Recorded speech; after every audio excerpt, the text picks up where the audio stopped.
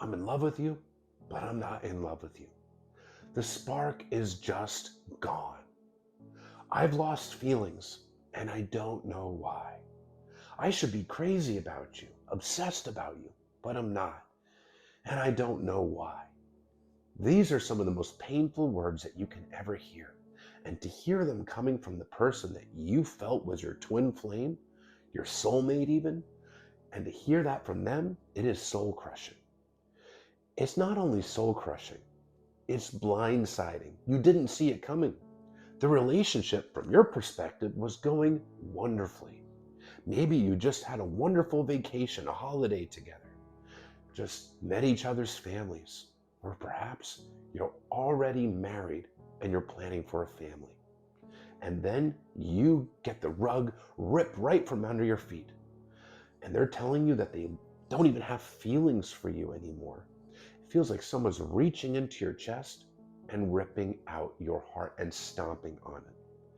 And it can be so incredibly easy to personalize it, to blame yourself, to think that you must have done something awful, something wrong, and that you were just not good enough.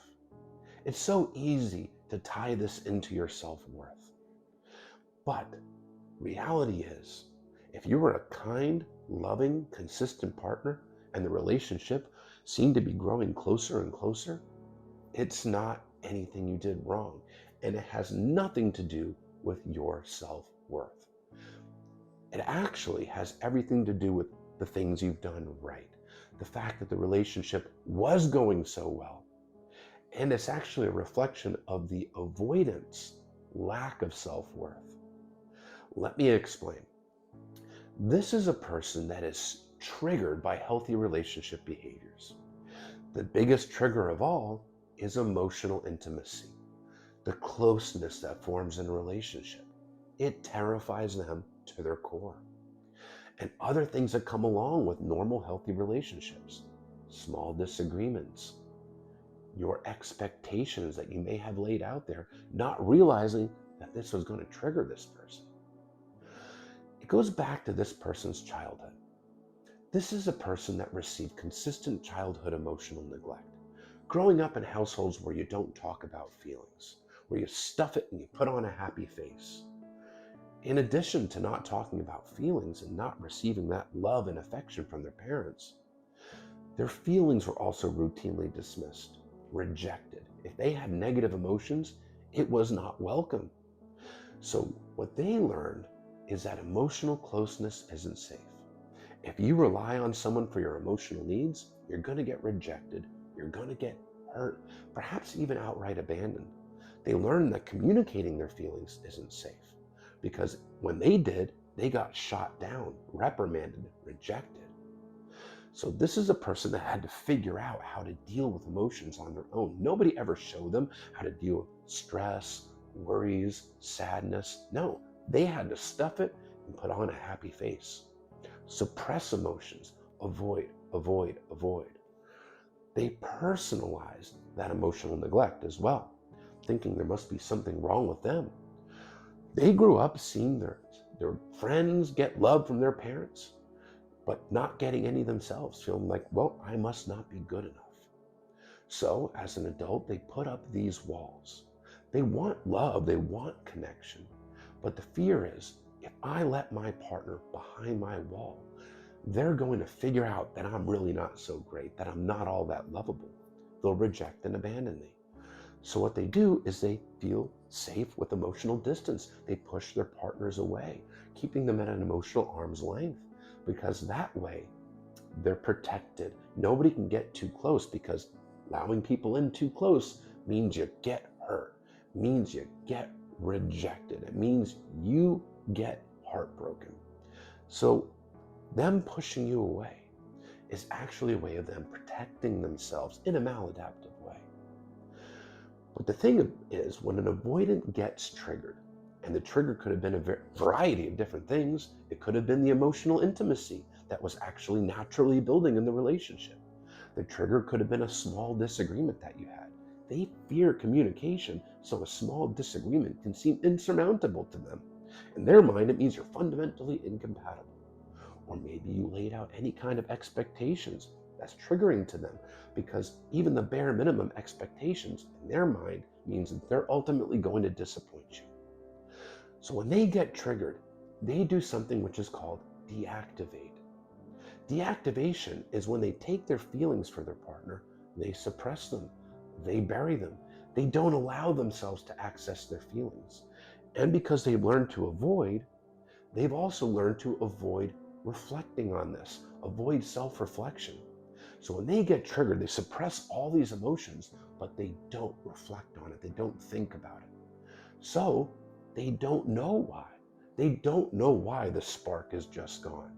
They think they've lost feelings. They think there's something wrong with the relationship, or perhaps it's just the wrong person, because when they meet the right person, they won't feel this way. Not knowing all along that it is because this is a special person to them that they've stuffed their emotions, that they've detached from their feelings. It's not that the feelings are gone, they've suppressed them. But they have no lack of self-awareness on this issue at all, because they avoid and suppress rather than process and reflect on emotions. When you have these strong fears, these urges to run, to push someone away, but you refuse to think about them and reflect on them, how can you possibly articulate them to somebody else? You can't. How can you possibly understand emotions that you don't reflect on? You can't. So what you get is this person that feels a sudden urge to run away to protect themselves, but they have the inability to explain why they feel the need to do so. It's just a strong urge that they act out on. The healthier and more loving and consistent their partner is, the more they will get triggered, because that intimacy that naturally builds with a loving, emotionally available partner is triggering to them. Closeness, even though deep down they long for it, they feel completely unsafe, and it gives them anxiety from head to toe. It's a very, very painful thing to hear. But it's not because you did anything wrong. Not because of that at all. It's because you were actually showing up as a loving partner to this person, and that triggered them. Keep in mind, again, they personalize that lack of nurturing, that lack of love. That means this is a person that has a very low self-esteem and a lack of self-worth. And they're viewing you as being above them, and they're viewing themselves as not being good enough for you. Just recognize this is a reflection of their insecurities, their dismissive avoidant attachment, perhaps fearful avoidant attachment that leans dismissive. It's a reflection of that. It's not a reflection of you, and it doesn't mean that your self-worth that is not high, because it is. You have inherent worth. And if you showed up as a loving partner, take pride in that, and also take recognition that you deserve somebody that'll recognize the love and effort that you bring to the table. Somebody that will recognize your worth rather than push you away and stick their head in the sand about it. Because there's no empathy in this, though. Yes, the avoidant behavior here is driven by insecurities, a lack of self-esteem. Yes, but at the same time, when they're doing this, they're only thinking of themselves. They're only thinking of what they perceive they want, need, feel, or fear in the moment. They're not considering how brutal of an impact this will have on their partner, because they're not thinking of their partner. It is all about themselves, and it's because of their insecurities. But you do deserve somebody that will consider you, that cares about your feelings, that cares about your needs, that would never blindside you like that, because you would never do it to them.